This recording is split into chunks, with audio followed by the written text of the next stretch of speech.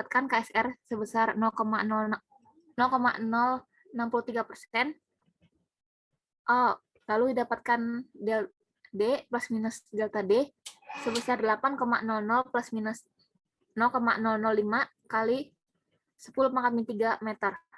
Dan terakhir untuk 10 mm didapatkan KSR sebesar 0,05%. Dan untuk D plus minus delta D didapatkan 10,000 plus minus 0,005 kali 10 pangkat min 3 meter. Pada percobaan ini tidak ada data majemuk, tidak ada data majemuknya. Lalu untuk perhitungannya, untuk mencari panjang gelombang kita menggunakan rumus lambda sama dengan 2 delta D per delta N.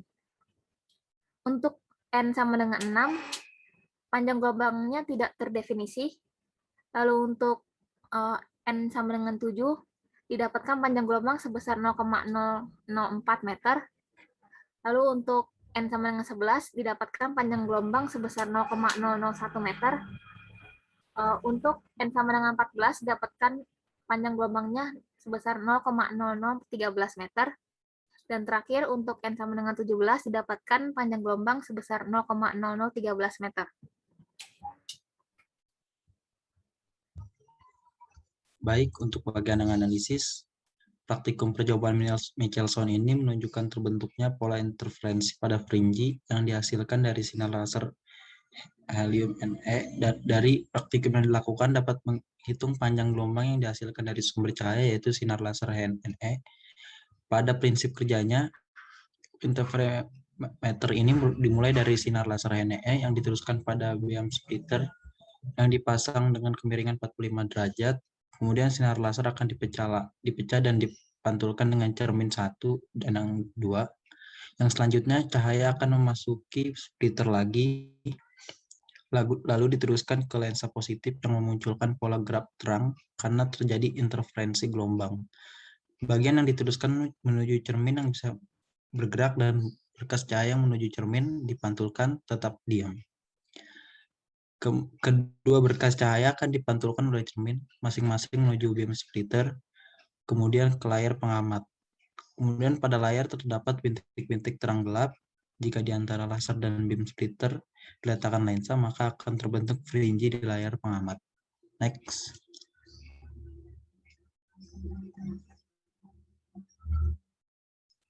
Lalu dari percobaan ini dapat ditentukan panjang gelombang dengan menggunakan rumus lambda sama dengan 2 delta D dibagi delta N, sehingga dari rumus tersebut didapatkan hasil panjang gelombang. Untuk yang delta 22 mm-nya itu delta N-nya tidak terdefinisi panjang gelombangnya. Untuk yang delta D2 juga yang delta N-nya 1 itu didapatkan 0,04. Untuk yang delta D-nya 2 dan delta N-nya 4 itu didapatkan panjang gelombangnya 0,01. Untuk delta D2 delta N3 didapatkan panjang gelombang 0,0133. Untuk delta D2 dan delta N3 juga didapatkan 0,0133. Yang dimana N merupakan jumlah fringe dan panjang gelombang merupakan panjang gelombang. Menurut literatur panjang gelombang, HNE yaitu 0,6328 dikali 10 pangkat min 6 meter. Hal ini dapat kita lihat bahwa adanya perbedaan yang jauh antara hasil panjang gelombang yang dapat dengan panjang gelombang literatur. Berdasarkan hasil praktikum, hubungan panjang gelombang dengan panjang lintasan berbanding terbalik, di mana semakin besar panjang gelombang, maka panjang lintasannya semakin kecil. Dari sini dapat disimpulkan bahwa interferometer Michelson merupakan seperangkat peralatan yang memanfaatkan gejala interferensi. Prinsip interferensi adalah kenyataan bahwa lintasan dan akan membentuk suatu fringe. Interferensi hanya akan teramati jika sumber cahayanya koheren. Interferometer Michelson akan membuat pola-pola rumbai menggunakan fenomena interferensi gelombang yang dapat muncul dengan jumlah tertentu tergantung pada panjang lintasan. Yang kedua, untuk mencari panjang gelombang, kita dapat menentukan melakukannya dengan persamaan lambda sama dengan 2 delta D per delta N. Nilai tersebut sama dengan 2 kali nilai dari gradien sebuah grafik least square. Hubungan panjang gelombang dengan panjang lintasan berbanding terbalik, di mana semakin besar panjang gelombang, maka panjang lintasannya semakin kecil. Next. Sekian dari kelompok kami, kurang lebihnya mohon maaf. Wabillahi taufiq wal hidayah. Wassalamualaikum warahmatullahi wabarakatuh. Waalaikumsalam warahmatullahi wabarakatuh. Mungkin lanjut dulu aja ya ke kelompok selanjutnya. Nanti dikoreksi di akhir aja. Untuk kelompok 2.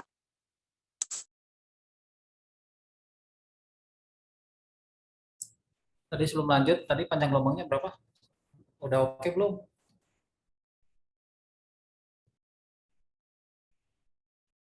Tadi panjang gelombangnya berapa coba? Masih belum oke, Pak. Hah? Masih sama? Iya, Pak. Waduh, Masih itu sama. panjang gelombangnya malah meter. Kok aneh sih, kenapa sih? Coba ditanyakan lagi deh ke laboran tuh datanya. Kan ini data sekunder ya. Sama Aslep coba tanya deh. Baik.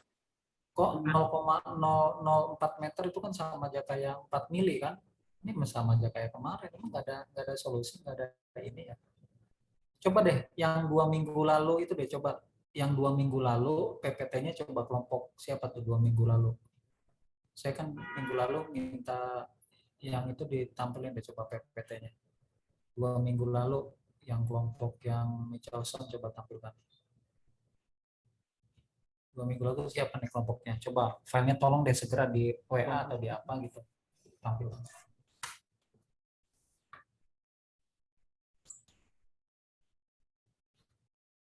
Saya mau menjelaskan dari situ coba. Yang 2 minggu lalu kelompok siapa?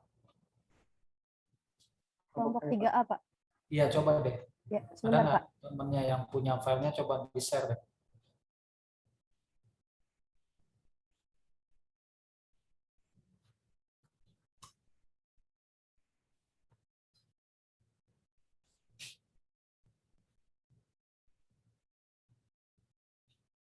Apakah sudah terlihat, Pak? Iya, coba terus lihat ke bawah, terus. Nah itu yang tabel yang ada angka. Terus selanjutnya, terus, nah ini hop, nah ini NST micrometer scope itu kan berapa? 0,01 mm. Itu dari mana itu NST-nya? Ini data dari Aslep, Pak. Dari Aslep itu 0,01 mm.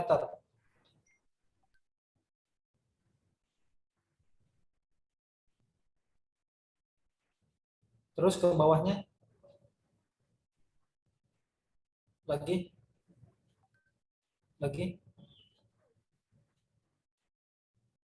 Nah ini NST-nya pun nih jadi mm. Salah ya? Iya, Pak. Ini salah. Harusnya nggak ada NST. Diperbaiki. Kelompok lain udah ngikutin ini. Coba itu. Terus coba Lain sudah diperbaiki. Coba slide selanjutnya. Slide selanjutnya.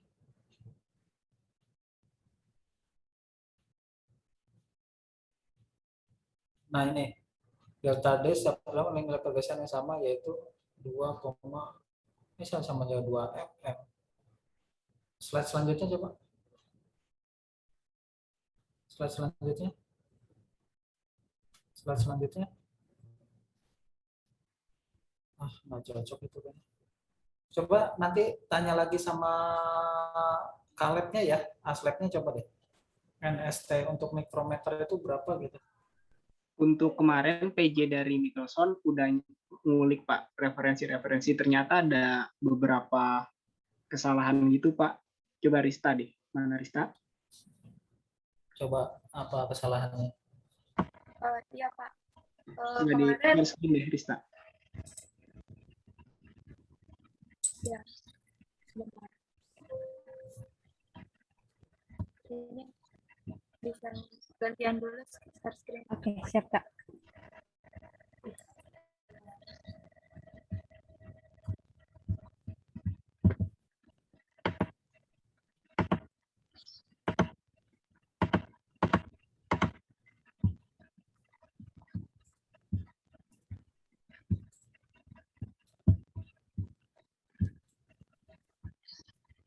Ya ini Pak, sesuai kita nyari beberapa jurnal gitu bareng Aslab, dan ini ada yang NST-nya pakai mikro gitu, terus datanya jadi 10 pangkat minus 6 gitu Pak. Ya, ketika dicoba jadi pangkatnya dikali 10 pangkat minus 6, itu yang sesuai cuman yang data pertama Pak. Yang pertama itu dapat 660 nm. Ya. Yang lainnya itu masih ribuan Pak, masih 4000 nm, 1000 nm. Ya, kalau ini lebih masuk akal. Ini karena satuannya nanometer dan sebagainya masih masuk akal. Kalau kata saya, karena data yang lain masih kurang Pak ya. Iya, cuman masih terlalu jauh gitu. Iya. Sesuai cuman dana. Coba 600 standarnya sinar warna merah apa sih? 600 berapa? 620 sampai 700 Satuannya apa? nm. Nanometer. Iya Pak, Iya. nanometer. Jadi kalau yang 1300 1000 itu sebetulnya masih mendekati, yang 4000 mungkin agak jauh, tapi kan penjelasannya bisa dicari penjelasannya kenapa dan sebagainya. Ini sih kalau menurut saya ini lebih realistis. Makanya kan, nah itu tadi yang konversinya itu loh, yang kan namanya mikrometer scope, masa sih satuannya mm, harusnya kan satuannya mikro, terus 10 pangkat min 6 kan cocok itu. Iya. Nah jadi tolong yang kelompok lain coba tolong disuruh perbaiki ini ya. Jadi hasilnya seperti ini aja gitu Pak, nggak Iya. masalah. Walaupun yang paling mendekati cuman data pertama gitu Pak. Ya nggak ada masalah nah. Jadi tapi yang pasti yang lainnya kan sebenarnya ini kan panjang kan sinar lasernya kan cuma satu merah aja. Jadi sebetulnya harusnya sini dicari nilai panjang gelombang rata-rata aja. Tidak di setiap itu dihitung satu-satu. Jadi kalau enggak ya dibuat hitung rata-rata aja. Karena kalau dihitung satu-satu nih variasinya kan bedanya jauh banget. Beda jauh sekali, ini kemungkinan karena itu ya.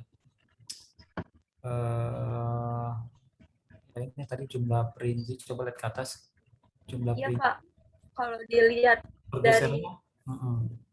dilihat dari dua jurnal yang kita dapat ini ya Pak, itu yang konstan itu jumlah frinzinya Pak, jadi 20 gitu ya Pak. Sementara ini kan yang iya. Sementara kalau data kita yang konstan itu delta D-nya Pak. Oh iya. Bukan nanti sambil delta N-nya gitu. Ya, nanti tolong ditampilkan juga data yang kamu dapat itu coba seperti apa ya. Data yang dapat dari lab Pak. Iya, enggak yang kata kamu tadi bilang katanya kalau data yang lain tuh N-nya yang tetap, delta D-nya yang berubah. Ada nggak? Bisa ditampilin nggak? Oh bisa Pak, sebentar. Oke.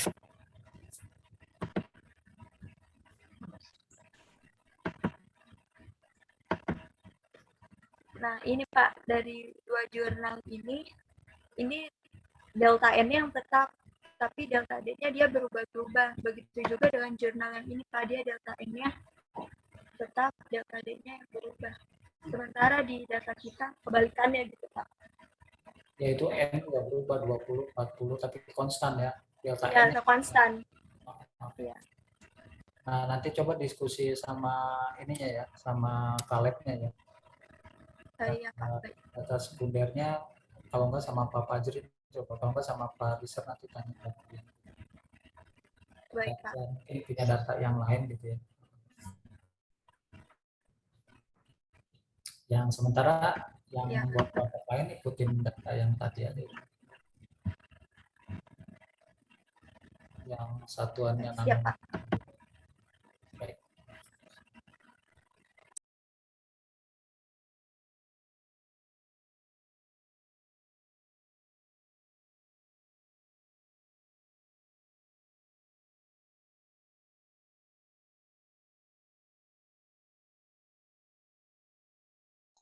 Ya, boleh kelompok selanjutnya dilanjut.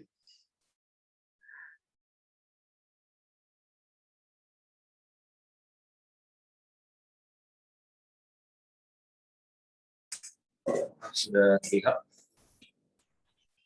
Dah. Ya, Assalamualaikum warahmatullahi wabarakatuh. Selamat sore semuanya.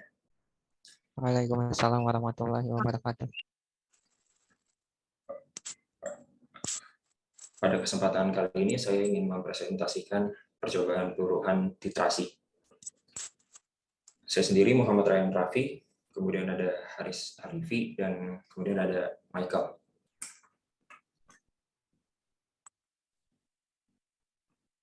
Tujuan pada percobaan kali ini yaitu mahasiswa dapat menggambar grafik model peluruhan titrasi cairan. Kemudian yang kedua, mahasiswa dapat menggunakan analogi model titrasi cairan dengan kekentalan tertentu untuk menjelaskan pola peluruhan radioaktif. Kemudian yang ketiga, mahasiswa dapat menganalisis bentuk grafik untuk mendapatkan waktu paruh dalam peluruhan radioaktif. Selanjutnya, di sini ada tabel waktu dan volume sisa.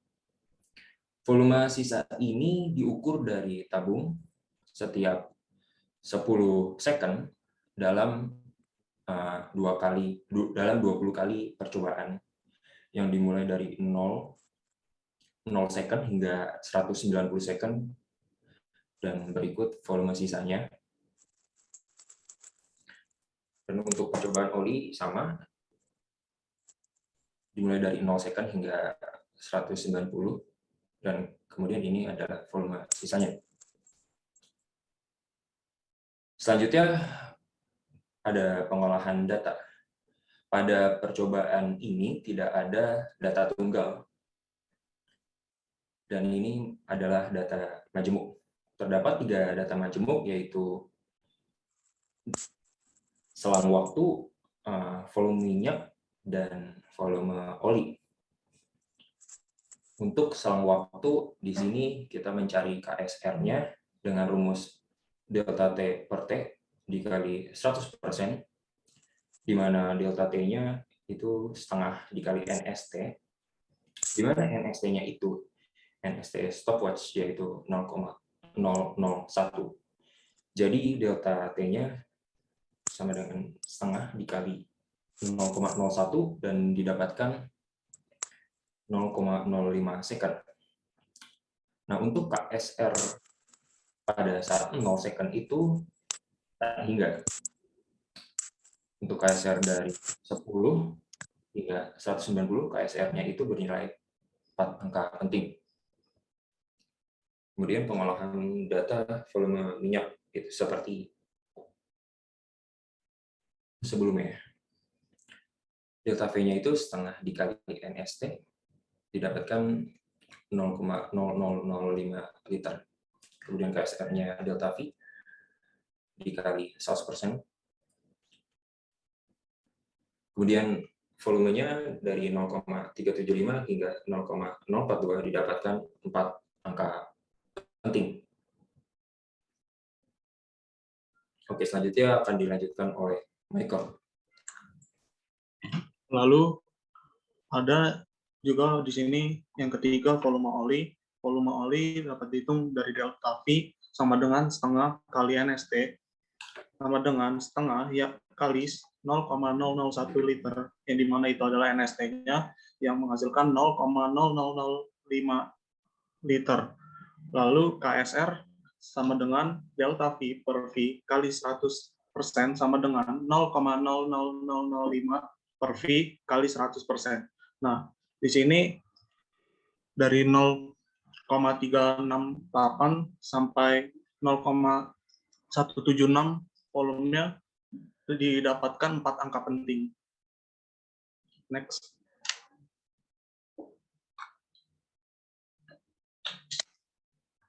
Lalu ada analisis data. Dari percobaan yang telah dilakukan, didapatkan data-data yang telah dicantumkan pada box sebelumnya. Kemudian dilakukan pengolahan data sehingga praktikan dapat membuat grafik least square hubungan antara N dengan T dan grafik least square hubungan antara Ln. N dan T adalah sebagai berikut. Yang pertama, yang kiri itu ada grafik hubungan antara V minyak dengan T, lalu yang kanan grafik LN V dengan T. Next. Yang kedua ada oli, sama seperti tadi. Ada yang kiri ada grafik hubungan antara V oli dengan T, lalu yang kanan ada grafik hubungan antara LN V dengan T. Nah, berdasarkan data dan grafik di atas, dapat disimpulkan waktu yang diperlukan oleh oli untuk meluruh lebih lama dibanding waktu yang diperlukan oleh minyak untuk meluruh. Hal tersebut bisa terjadi dikarenakan tekstur oli lebih padat dan kental daripada minyak. Sebagaimana yang ada di dalam landasan teori atau teori dasar, semakin kental dan semakin besar nilai viskositas dari suatu fluida atau cairan, maka semakin lama waktu yang diperlukan untuk meluruh. Lalu simpulannya, inti atom stabil merupakan inti atom yang tidak dapat meluruh atau berubah secara spontan, sedangkan inti atom stabil akan mengalami peluruhan secara spontan dengan cara memancarkan partikel atau radiasi dan berubah menjadi inti yang stabil. Yang kedua, viskositas menentukan kemudahan suatu molekul bergerak karena adanya gesekan antar lapisan material, karenanya viskositas menunjukkan tingkat ketahanan suatu cairan untuk mengalir. Yang ketiga, waktu paruh adalah periode waktu di mana jumlah inti radioaktif tinggal setengah dari semua jumlah semula. M sama dengan setengah M0.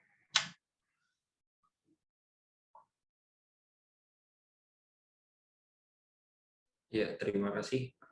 Sekian presentasi dari kelompok kami. Wassalamualaikum warahmatullahi wabarakatuh. Waalaikumsalam warahmatullahi wabarakatuh.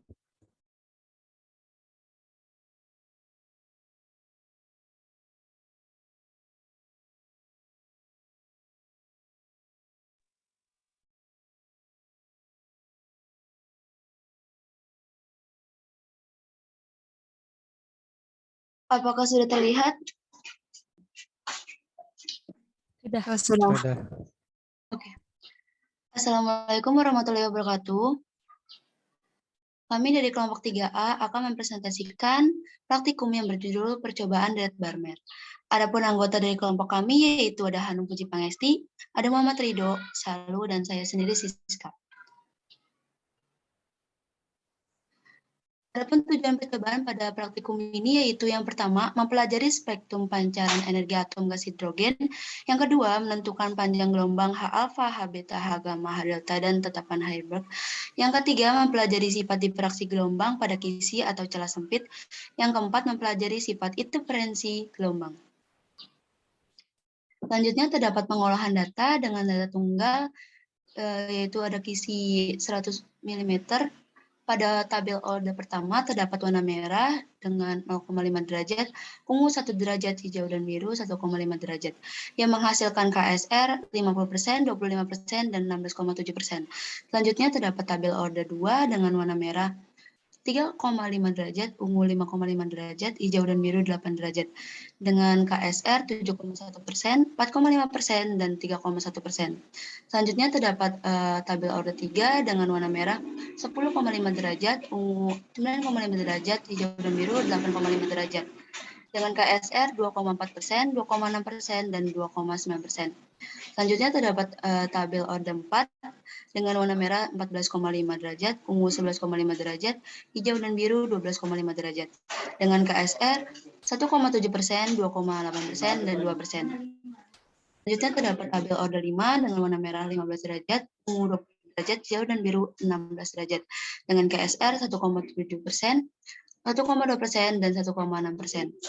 Selanjutnya terdapat tabel order 6 dengan warna merah 23 derajat, ungu 0 derajat, hijau dan biru 25 derajat, dengan KSR 1,1%, 3%, dan 1%. Selanjutnya terdapat kisi 300 mm. Pada order pertama terdapat warna merah dengan 10,5 derajat, ungu 14 derajat, hijau dan biru 16 derajat, dengan KSR 2,9%, 1,8%, dan 1,6%. Pada tabel order kedua terdapat warna merah 22,5 derajat, ungu strip derajat, hijau dan biru 25 derajat. Dan KSR 1,1%, strip persen, dan 1%. Selanjutnya yang terakhir, kisi dengan kisi 600 mm. Orde pertama terdapat warna merah dengan 22 derajat, ungu 25 derajat, hijau dan biru strip derajat. Dan KSR 1,1%, 1% dan strip persen. Oke, selanjutnya di sini ada perhitungan dari percobaan di Red Balmer, di mana untuk mendapatkan gelombang itu sendiri menggunakan persamaan Bragg, yaitu 2D sin theta sama dengan N dikali lambda. Maka lambda sama dengan 2D sin theta per N, dan nilai D itu sendiri.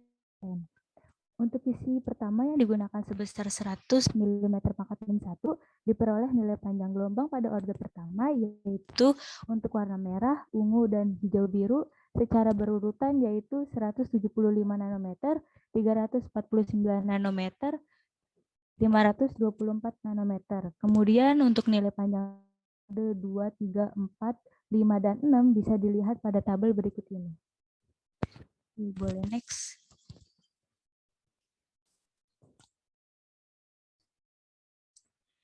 Oke, selanjutnya di sini ada nilai panjang gelombang menggunakan sebesar 300 mm pangkat min 1, sehingga diperoleh nilai panjang gelombang pada orde pertama untuk warna merah, ungu, dan biru hijau secara berurutan, yaitu 1215 nanometer, untuk ungu 1613 nanometer, untuk hijau 1838 nanometer. Dan untuk orde keduanya diperoleh panjang gelombang sebesar untuk warna merah 1276 nanometer, untuk warna ungunya itu 0, dan untuk warna hijau birunya itu 1409 nanometer.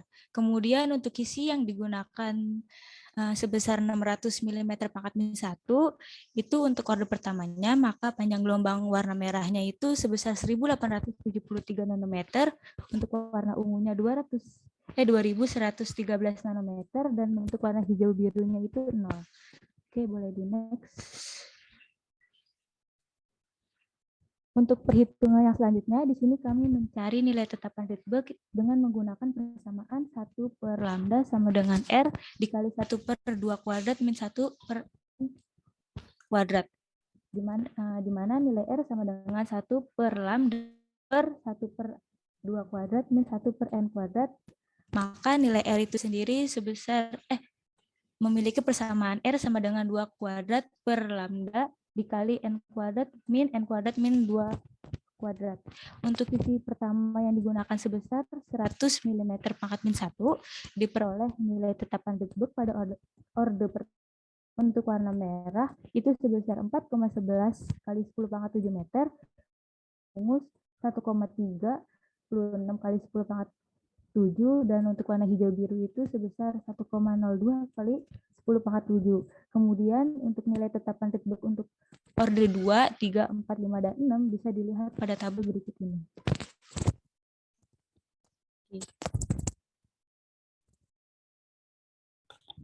Baik, selanjutnya pada kisi 300 mm diperoleh tetapan Rydberg sebagai berikut, di mana pada orde pertama untuk warna merah R sama dengan 0,59 kali 10 pangkat 7, kemudian pada warna ungu 0,3 kali 10 pangkat 7, pada warna hijau biru 0,29 kali 10 pangkat 7, dan kemudian di orde 2 pada warna merah didapatkan tetapan Rydberg 0,56 kali 10 pangkat 7, pada warna ungu tidak terdefinisi, dan pada warna hijau biru didapatkan tetapan Rydberg 0,38 kali 10 pangkat 7.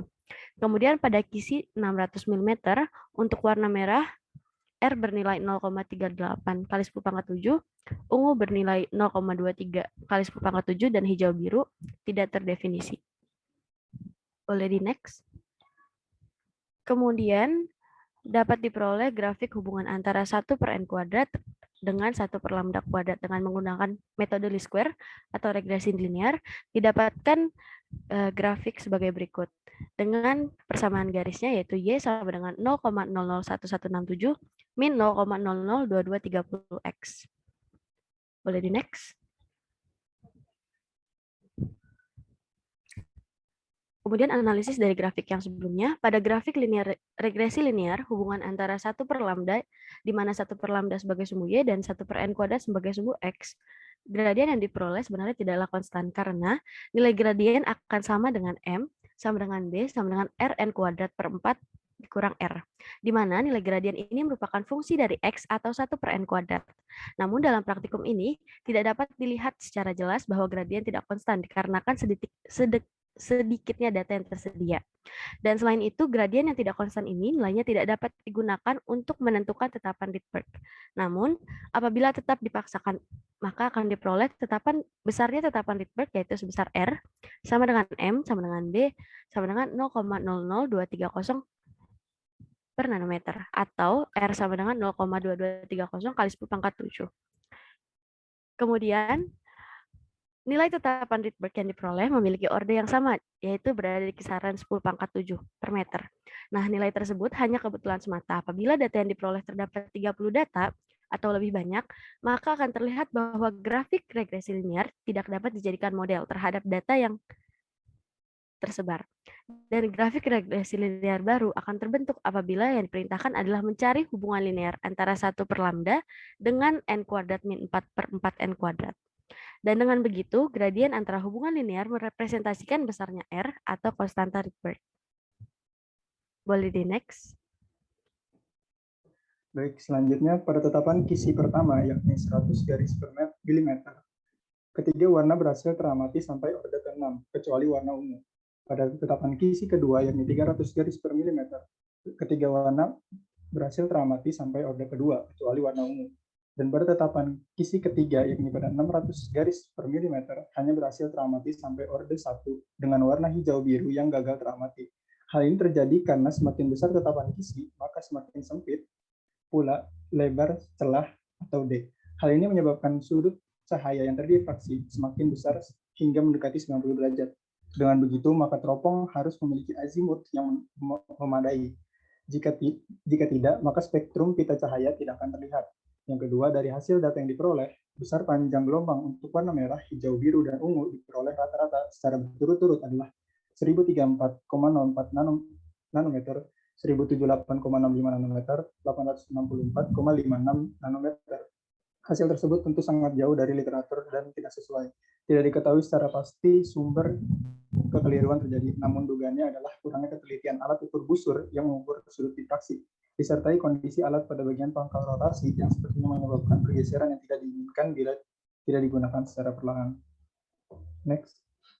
Kemudian dari hasil perhitungan diperoleh bahwa tetapan Rydberg terbilang cukup bervariasi, namun tetap dalam orde 10 pangkat 7 meter pangkat min 1 dengan tetapan Rydberg terkecil yakni 0,28183 kali 10 pangkat 7 meter pangkat min 1 yang diperoleh dari tetapan kisi 300 garis per milimeter pada warna ungu orde pertama dan tetapan Rydberg terbesar yakni 4,12607 kali 10 pangkat 7 meter pangkat min 1 yang diperoleh dari data pada tetapan kisi 100 garis per milimeter pada warna merah orde pertama. Hasil akumulasi tetapan Rydberg hasil perhitungan data yang diperoleh sebesar 0,57013 kali 10 pangkat 7 meter pangkat min 1 jika dibandingkan dengan literatur yang tetapan Rydbergnya sebesar 1,097 kali 10 pangkat 7 meter pangkat min 1, maka error yang diperoleh sebesar 48%. Hal tersebut sangat besar untuk suatu penelitian dan dalam penelitian tidak dapat diterima. Namun untuk sekadar praktikum, hal tersebut cukup baik mengingat penelitian dalam pengukuran sangat memainkan peran terutama pengukuran sudut difraksi. Dari praktikum di atas kita dapat mengambil kesimpulan bahwa yang pertama, spektrum pancaran energi atom gas hidrogen terkhusus pada deret Balmer terjadi ketika suatu elektron mengalami dieksitasi dari orbital yang lebih tinggi menuju orbital 2. Yang kedua, panjang gelombang dan tetapan Rydberg dari praktikum ini diantaranya sebagai berikut seperti tabel yang telah terlampir. Yang ketiga, gelombang yang melewati celah sempit akan terdifraksi dan semakin sempit celahnya, maka semakin besar sebaran atau sudut simpangan difraksinya. Oleh karena itu, pada praktikum ini, jumlah orde bisa digunakan untuk pengamatan warna akan semakin sedikit seiring mengecilnya lebar cerah yang ditandai dengan kenaikan tetapan kisi. Yang keempat, interferensi terjadi ketika dua gelombang mengalami superposisi. Superposisi pada peristiwa diffraksi terjadi ketika cahaya melewati celah yang banyak dan tiap celah akan menghasilkan sumber gelombang kecil atau wavelet yang baru, sehingga wavelet yang saling tumpang tindih atau superposisi akan menghasilkan pola interferensi. Apabila dua berkas cahaya yang mengalami superposisi memiliki beta fase 0, maka berkas cahaya akan saling menguatkan atau konstruktif. Dan apabila sebaliknya, maka berkas cahaya akan saling menyedarkan. Oleh karena itu, berkas cahaya akan menghasilkan pola gelap-gelap. Baik, terima kasih. Sekian dari kelompok kami. Kurang lebihnya mohon maaf. Wassalamualaikum warahmatullahi wabarakatuh.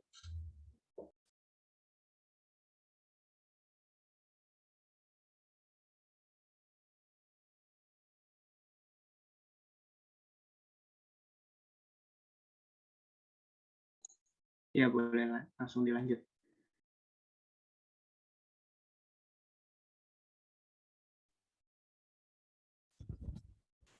Sebentar, Kak.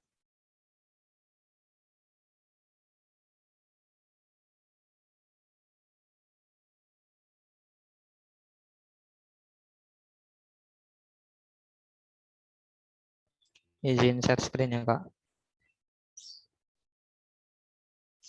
Iya, silakan.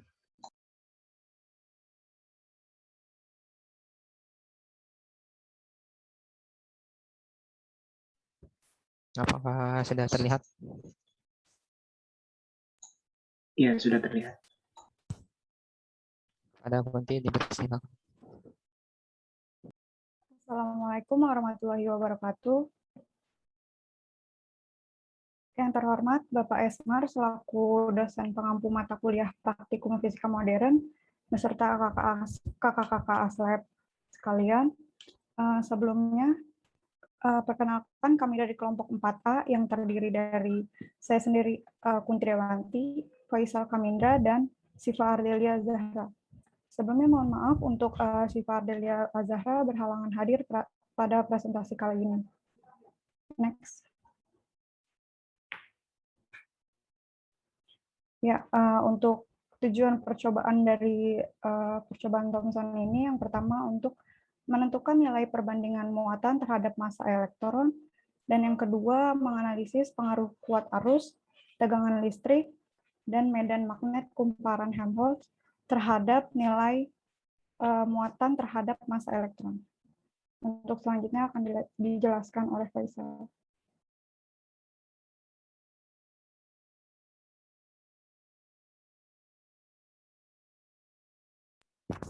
Baik, jadi untuk pengolahan untuk data yang diperoleh dan perhitungannya dapat dilihat pada layar.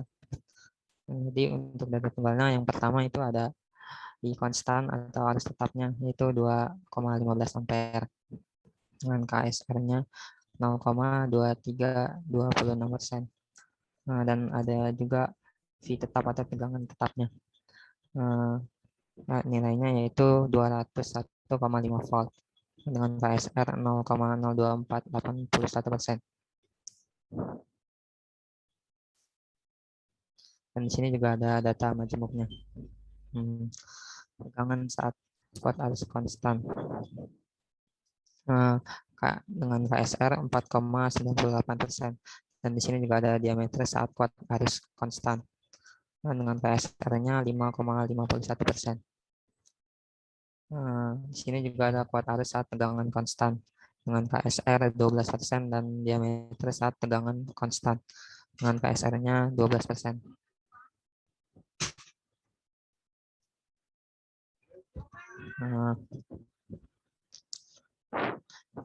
Ini untuk nilai per M yang didapat. Untuk rata-rata kuat arus konstannya yaitu 2,026 kali 10⁻11. Dan saat tegangan konstan rata-ratanya 8,163 dikali 10⁻11.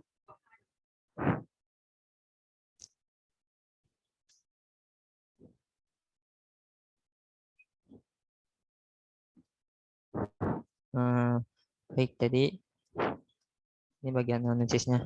Pada praktikum kali ini dapat dianalisis hubungan nilai medan magnet pada kumparan Helmholtz terhadap jari-jari berkas elektron dan dapat dilihat juga hasil pengamatannya pada data pengamatan. Banyaknya jumlah lilitan kawat pada kumparan Helmholtz yang digunakan dalam praktikum adalah 130 lilitan dengan jari-jari kumparannya yaitu 15 cm atau 0,15 meter. Percobaan dilakukan dengan mengatur V konstan atau tegangan konstan dan kuat arus konstan. Saat V-nya konstan, praktikkan mengatur tegangan sebesar 201,5 volt. Saat I-nya konstan, praktikkan mengatur arus sebesar 2,15 ampere. Medan magnet yang terjadi berbeda-beda karena pengaruh dari variasi nilai arus. Diketahui dari hasil percobaan semakin kecil nilai arus yang diberikan, maka semakin kecil medan magnetnya. Ini sesuai dengan persamaannya, di mana besar medan magnet B berbanding lurus dengan besar arus I. Sebaliknya juga, semakin besar medan magnetnya, maka jari-jari lintasan elektron yang terbentuk akan semakin kecil, dikarenakan sesuai dengan hubungan R kuadrat dengan B kuadrat yang berbanding terbalik. Baik, untuk kesimpulannya, yang pertama itu perbandingan nilai muatan terhadap massa E per M yang dihitung menggunakan persamaan E per M sama dengan 2 volt per R kuadrat dikali B kuadrat. Yang kedua, hubungan nilai medan magnet pada kumparan terhadap jari-jari nilainya berbanding terbalik. Jika medan magnet nilainya besar, maka jari-jari bernilai kecil, dan berlaku juga untuk sebaliknya. Hubungan tegangan dengan jari-jari yang berbanding lurus, di mana jika tegangan yang diberi angka besar, maka jari-jari bernilai besar juga, dan begitupun sebaliknya. Yang keempat, hubungan kuat arus dengan E per M adalah berbanding terbalik. Semakin besar nilai arus, maka semakin kecil nilai E per M yang dihitung. Dan yang terakhir, munculnya bola biru pada tabung hidrogen adalah karena interaksi medan magnet yang dihasilkan oleh kumparan Helmholtz. Selanjutnya saya serahkan kepada Kunti. Baik, cukup sekian presentasi dari kelompok kami. Kurang lebihnya mohon maaf. Wassalamualaikum warahmatullahi wabarakatuh. Waalaikumsalam warahmatullahi wabarakatuh.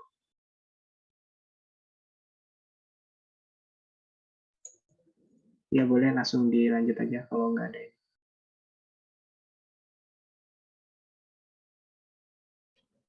Izin share screen ya, Kak.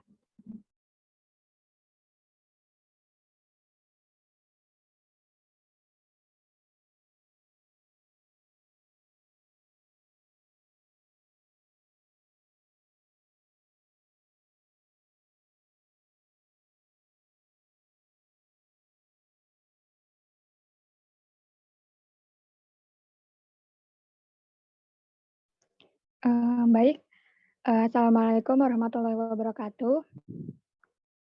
Selamat sore semuanya. Kami dari kelompok 5A ingin mempresentasikan hasil diskusi kami. Adapun percobaan yang di kelompok kami ialah percobaan milikan, dan adapun kelompok dari 5A yaitu yang pertama Baina, yang kedua Ambar Putri Atika, yang ketiga Resvendriansa, dan juga yang keempat Pamuji Rayu Putri saya sendiri. Untuk pembahasan lebih lanjutnya akan dijelaskan oleh rekan saya yaitu Ambar Putri Atika. Ya, terima kasih Pak Muji. Selanjutnya saya akan membacakan tujuan dari percobaan milikan ini, yaitu yang pertama, mempelajari kuantitas muatan dari tetes minyak, yang kedua, mengukur waktu jatuh dan waktu naik tetes minyak terhadap perubahan tegangan, yang ketiga, menentukan jari-jari dan muatan tetes minyak, dan yang keempat, menentukan nilai muatan elementer atau elektron.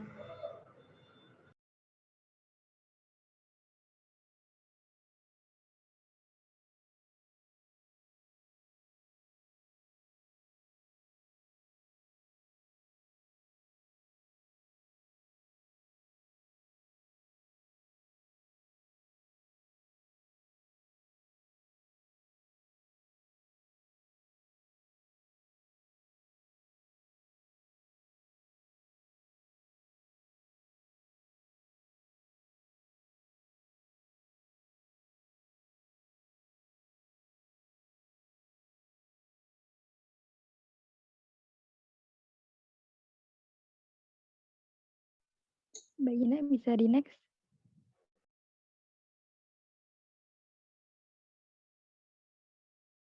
Next.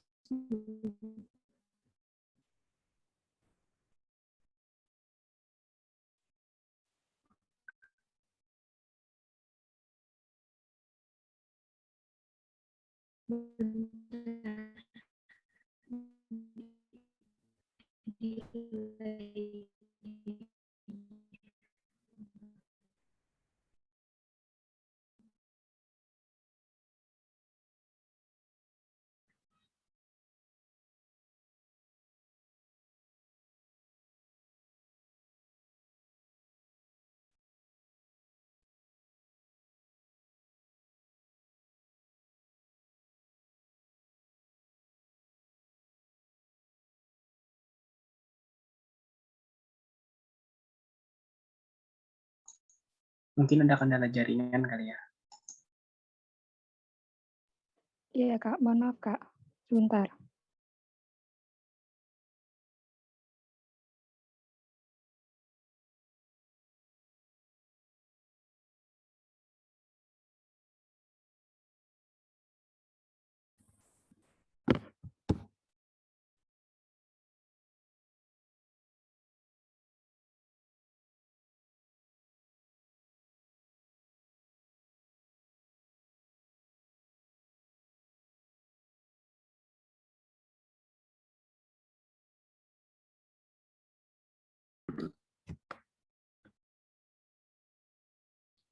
Sudah terlihat ya? Ya, sudah. Sudah. Berikut ini adalah hasil dari data yang telah kami olah. Kami mengolah data tunggal, yaitu tegangan kapasitor pada silikon dan gliserin, yakni 300, 400, 500, dan juga 600 volt, dengan menggunakan NST power supply sebesar 10 volt, sehingga dihasilkan data seperti yang ditampilkan pada tabel berikut. Adapun data majemuk pada praktikum ini yaitu data waktu naik dan jatuhnya tetes minyak ketika tegangan kapasitor 300, 400, 500, dan 600 volt dengan masing-masing 2 kali pengambilan data pada tegangan kapasitor. Kemudian dari data tersebut kami mencari rata-rata dan juga nilai dari delta T-nya.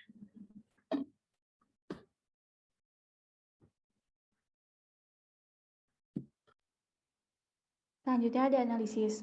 Pada percobaan ini, waktu naik diasumsikan sebagai waktu tetesan minyak tanpa pengaruh medan listrik. Menurut literatur, waktu tetesan silikon tanpa medan listrik lebih lama daripada waktu tetesannya dengan medan listrik. Sedangkan pada gliserin, waktu tanpa medan listrik lebih cepat daripada waktu tetesannya dengan medan listrik.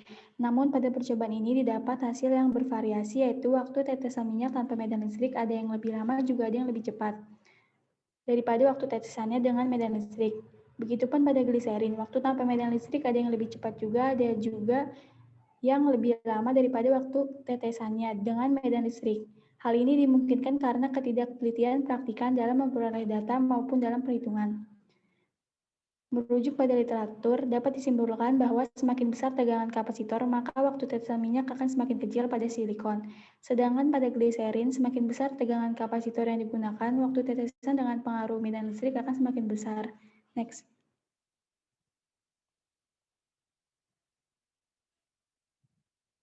Hubungan beda potensial dengan kecepatan naik dan turun tetes minyak pada silikon, yaitu kecepatan turun tetes minyak pada silikon jauh lebih cepat daripada kecepatan naiknya. Kecepatan naik tetes minyak yang lebih lama daripada kecepatan turunnya menandakan bahwa tidak terdapat elektron di dalam tetesan minyak, sehingga ketika diberi medan listrik, maka tetesan minyak bergerak ke bawah. Hubungan beda potensial dengan kecepatan naik dan turun tetes minyak pada gliserin, yaitu kecepatan naik tetes minyak pada gliserin jauh lebih cepat daripada kecepatan naiknya. Kecepatan naik tetesan minyak yang lebih cepat daripada kecepatan turunnya menandakan bahwa terdapat elektron di dalam tetesan minyak. Dari percobaan ini didapat pula hubungan antara beda potensial dengan muatan elektron, yaitu semakin besar beda potensial yang diberikan, maka semakin kecil nilai muatan tetes minyak. Hal ini sejalan dengan literatur, yaitu nilai antara beda potensial dengan muatan tetes minyak berbanding terbalik.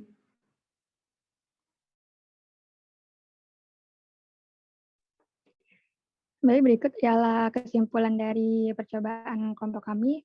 Yang pertama ialah kuantitasi tetesan minyak berbanding terbalik dengan jari-jari tetesan minyak dan beda potensial.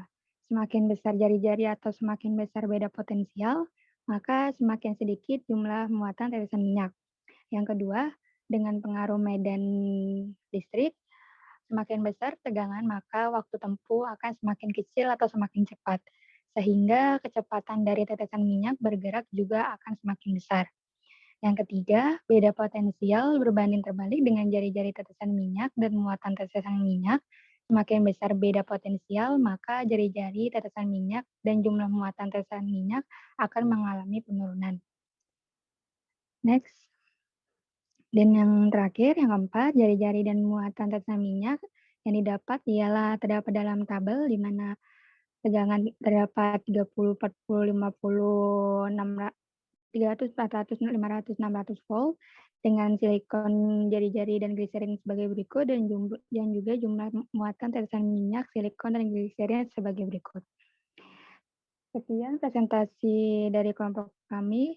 Kurang lebihnya mohon maaf. Wassalamualaikum warahmatullahi wabarakatuh. Waalaikumsalam warahmatullahi wabarakatuh. Waalaikumsalam warahmatullahi wabarakatuh.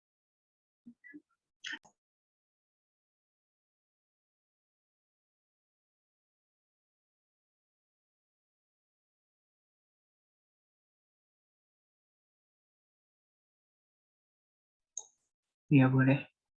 Langsung dilanjut.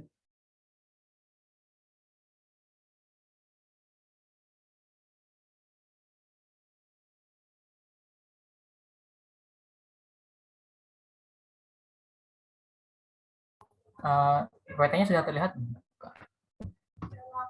Sudah. Assalamualaikum warahmatullahi wabarakatuh. Waalaikumsalam warahmatullahi wabarakatuh. Nah, kami dari kelompok 6A yang beranggotakan saya sendiri, Muhammad Rizky, kemudian ada Desi Fitriani, kemudian ada Maria Beladina Simatupang, dan kemudian ada Nugraha Hersaputra. Pada kesempatan kali ini kami akan mempresentasikan mengenai percobaan tetapan Planck. Oke, yang pertama ada tujuan. Tujuan dari percobaan tetapan Planck ini adalah yang pertama ada menentukan nilai tetapan Planck, yang kemudian ada menghitung panjang gelombang listrik cahaya, dan yang ketiga ada mempelajari efek fotolistrik. Pada slide berikutnya akan disampaikan oleh Maria. Kepada Maria, dipersilakan.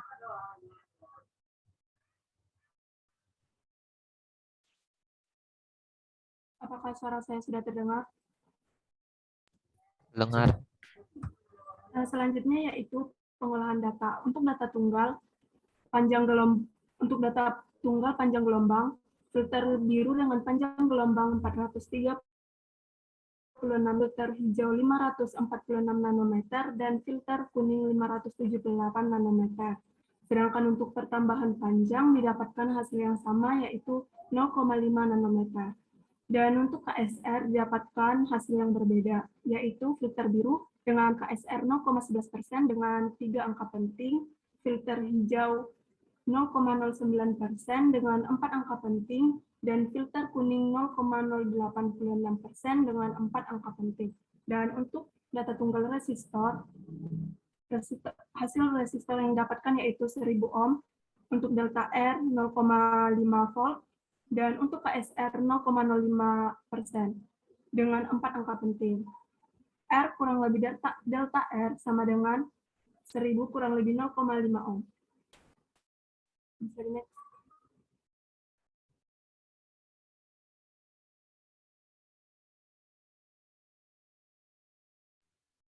Dan berikut merupakan pengolahan data majemuk. Rumus yang digunakan yaitu I sama dengan sigma I per I. Dan untuk delta I sama dengan I per N akar N sigma I kuadrat dikurang sigma I kuadrat. Dan untuk KSR, delta I per I kali 100%. Dan berikut merupakan data dari kuat arus filter, maka hasil yang didapatkan masing-masing yaitu untuk filter biru, I sama dengan 3,12 mA, untuk delta I 0,058 mA, dan KSR 1,9% dengan 2 angka penting. Untuk I kurang lebih delta I sama dengan 3,1 kurang lebih 0,1 mA. Dan untuk filter hijau I sama dengan 2,86 mA. Delta I sama dengan 0,024 mA dan KSR-nya 0,84% dengan tiga angka penting. Untuk I kurang lebih delta I sama dengan 2,86 kurang lebih 0,02 mA. Dan untuk kuat arus filter kuning, I sama dengan 2,82 mA, delta I sama dengan 0,080 mA, dan KSR-nya 2,8% dengan dua angka penting. Dan untuk I kurang lebih delta I sama dengan 2,8 kurang lebih 0,1 mA. Next. Selanjutnya dilanjutkan oleh Nugraha. Selanjutnya ada analisis. Pada praktikum percobaan tetapan pang kali ini bertujuan agar praktikan dapat menentukan nilai tetapan pang. Menghitung frekuensi dan panjang gelombang cahaya, mempelajari efek fotolistrik, mengetahui sejarah tetapan pang, serta mengetahui fungsi efek fotolistrik. Berdasarkan data yang didapatkan, diketahui bahwa arus yang didapat memiliki nilai yang bervariasi, namun tidak signifikan. Untuk nilai tegangan dapat diperoleh dengan menggunakan rumus V0 sama dengan I dikali R. Frekuensi dengan rumus F sama dengan C dibagi lambda. Kemudian untuk nilai tetapan pang dapat diperoleh dengan rumus H sama dengan E V0 per F. Next. Berdasarkan hasil perhitungan, dapatkan bahwa semakin besar arus yang mengalir, maka semakin besar pula tegangan yang didapat. Dan semakin besar panjang gelombang, maka semakin kecil nilai frekuensinya. Hubungan frekuensi dan tegangan adalah berbanding lurus. Semakin besar frekuensi, maka semakin besar pula tegangannya. Serta untuk tetapan nilai pang yang dapat masih jauh dengan nilai yang ada di literatur. Pada literatur, tetapan pang bernilai H sama dengan 6,62 kali 10 min 34 joule second. Hal ini dapat disebabkan karena kesalahan praktikan yang kurang teliti dalam melakukan percobaan atau kesalahan dalam pengukuran. Selanjutnya, kesimpulan akan disampaikan oleh Desi.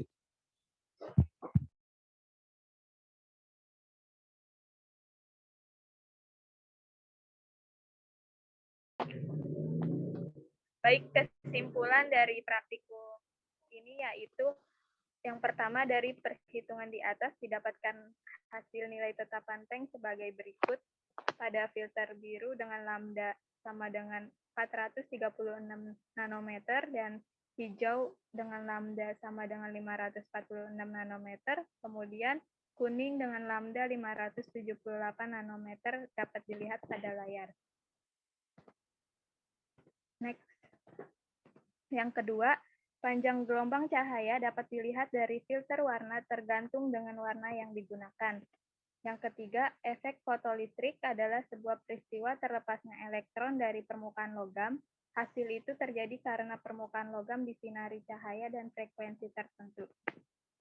Selanjutnya saya serahkan ke Rizky. Sekian pemaparan presentasi dari kelompok kami. Sekian dan terima kasih. Wassalamualaikum warahmatullahi wabarakatuh. Waalaikumsalam warahmatullahi wabarakatuh.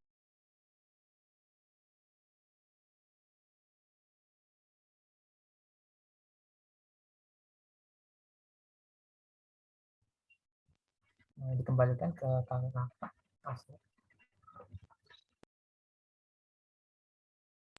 Udah semua ya? Iya, sudah Kak.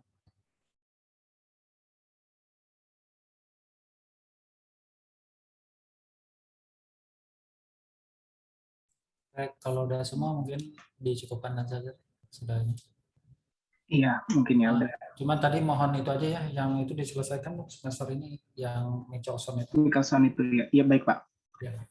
Nanti kami tanyakan ke kepala labnya Pak. Dari Aslab sendiri ada masukan nggak ya? Oke, mungkin tidak ada. Saya kembalikan ke Rizky. Ada. Sebentar Dok. Iya ada. Oke. Mungkin di literasi ya. Sebelumnya di tujuan kan ada menganalogikan menjadi unsur radioaktif.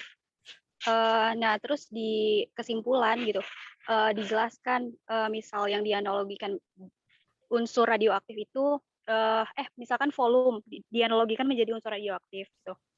Terus di bagian pengolahan data sebenarnya ada beberapa yang masih keliru di angka pentingnya. terutama saat diakumulasikan sama KSR-nya. Udah sih, cukup itu aja. Oh ya, tambahan juga mungkin ya, kan kesimpulan itu jawaban dari tujuan ya. Sebisa mungkin sih kalau misalkan tujuannya 3, kesimpulannya juga cukup 3 aja ya, nggak usah ditambah-tambahin gitu. Udah sih itu aja. Dari yang lain mungkin ada lagi? Cukup, Riz, dari saya. Kalau cukup mungkin kita akhiri pertemuan kali ini ya. Untuk menutup pertemuan kali ini ada alangkah baiknya kita berdoa sesuai agama dan kepercayaan masing-masing. Berdoa dimulai.